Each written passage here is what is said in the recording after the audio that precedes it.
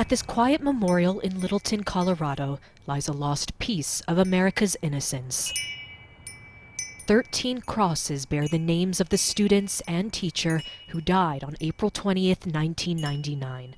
Their lives taken suddenly when 2 high school seniors opened fire inside Columbine High School. They have been laid to rest, while those who survived still carry the trauma of that day.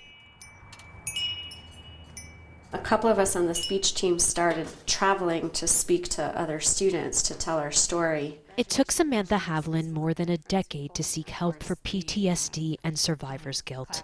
She managed to escape the shooting, but her close friend Rachel Scott did not. I couldn't even bring myself to personally give her things back to her family because I didn't know how to say that I'm sorry that I survived.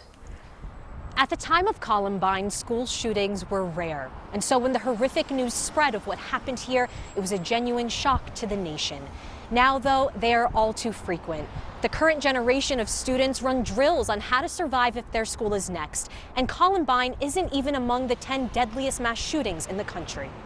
Columbine, we are back! As principal, Frank DeAngelis led his school through a very public grieving process, one that continues until today. With great pride.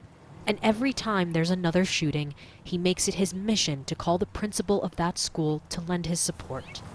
I know what they're going through, and even though they're kids from Parkland or Newtown, Connecticut, they're all of our kids.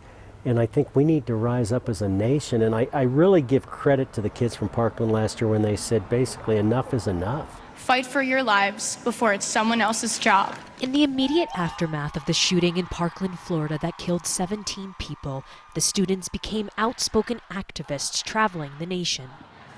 But the loss of 2 more classmates to apparent suicide has left many survivors realizing they need to look after themselves as well. On the positive side, we've gotten to achieve national change so that it never really happens to anyone else, or we've done our best to take steps in that direction. But from a personal perspective, we have really largely ignored the treatment of ourselves, and we're suffering now at this point because we need help and we're not getting it, we're not giving it to ourselves. Generations of Americans have been permanently scarred by the troubling legacy of school shootings. 20 years on from Columbine, survivors want to know, how many more have to suffer before something changes? Tawfik, BBC News, Littleton, Colorado.